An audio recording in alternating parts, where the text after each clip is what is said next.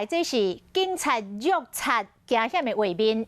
这个高雄有一个通缉犯骑机车闯红灯，互顺路的远景看到爱伊停车，但是这个男子是加速度来逃走，警方伫后壁一直绕入一条无尾巷。这个嫌犯是车弹的走入去工地，远景呼叫救援的警力到场，伫地下2楼的库房，把这个男主角抓起来。 查甫人骑检直直吹油门，伫高雄市区乌白骑，而且佫违规，远景嘛对伫后壁。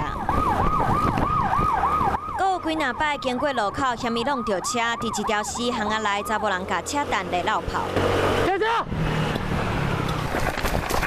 警察队咧行过菜园，约起一个建筑工地，查甫人走入去，无看得影。 找工地人员打开门，一入去果然。干啊！打嘞！打嘞！冲啊！冲啊！怎么跑？手招啥？手先抓手！你招啥？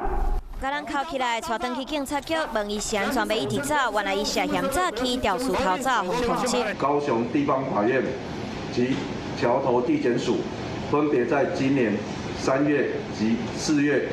发布诈欺及肇事逃逸通缉在案。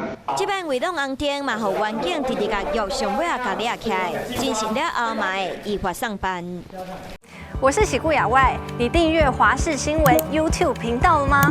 记得按赞、订阅、开启小铃铛，也不要忘记收看华视新闻杂志哦。